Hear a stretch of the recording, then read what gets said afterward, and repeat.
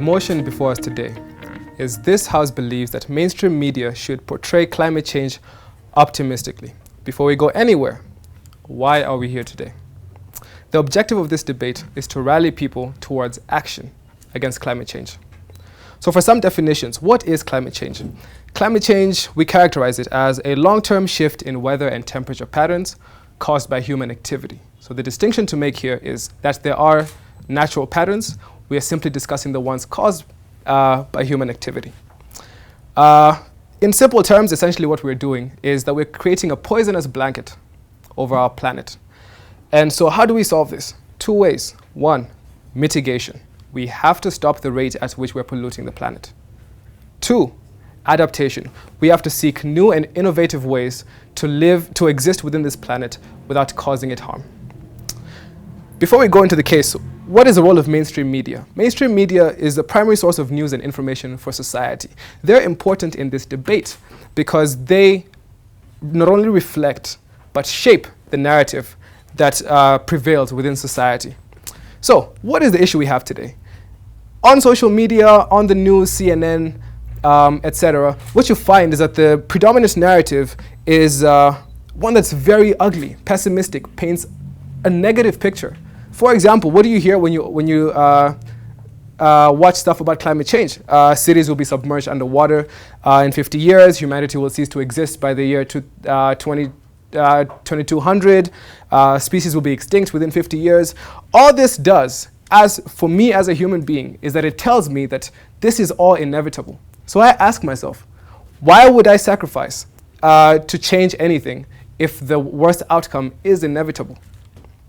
This creates a very fatalistic view within society, whereby we're looking at it as if it is a losing war. My question is, where is the optimism in all this? For example, the world was projected 20 years ago, as per the world's projections 20 years ago of solar energy output. We have superseded that 100 times over. Here in Kenya, we banned the use of plastic bags. We use a lot more paper straws as opposed to plastic straws.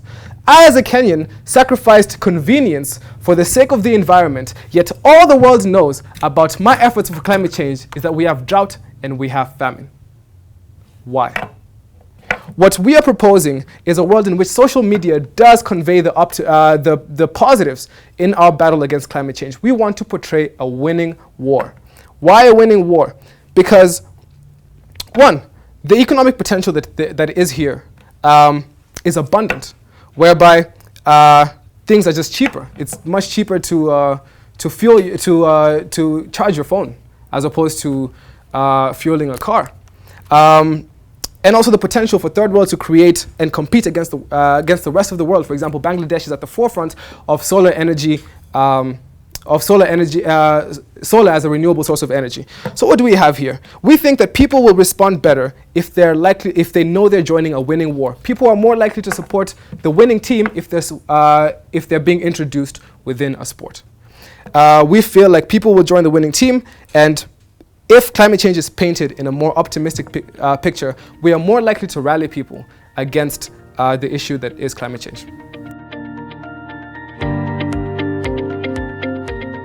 Ladies and gentlemen, this House does not believe that mainstream media should portray climate change in an optimistic manner.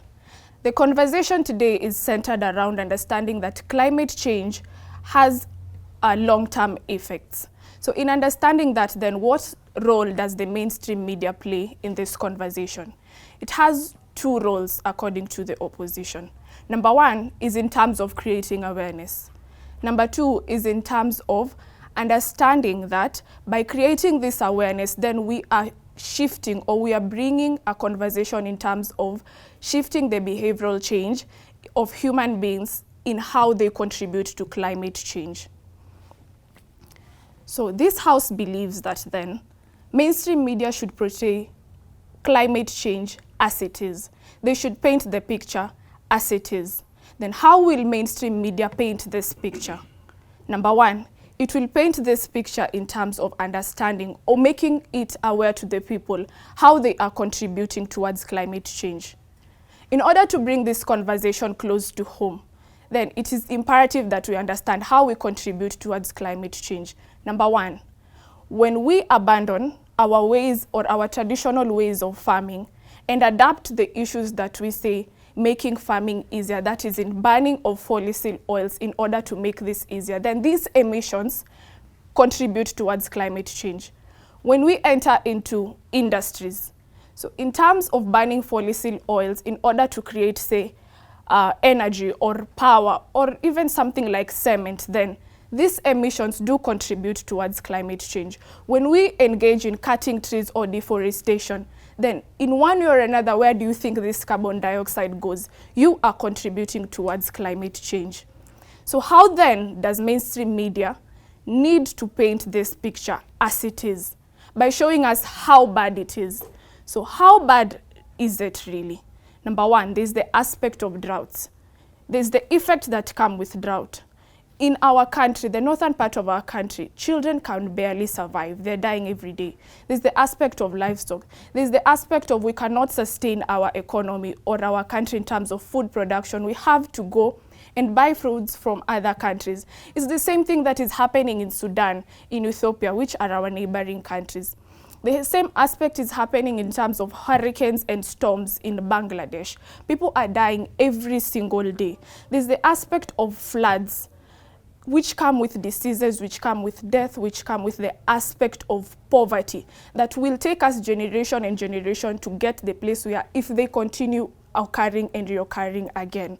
So why is it that the opposition then needs the mainstream media to paint the picture as it is? It is imperative then that it is not a matter of sugarcoating things, it is a matter of necessity to show us what the picture clearly is so that we can be able to move this conversation and to shift from the ways that we have been doing to contribute to climate change.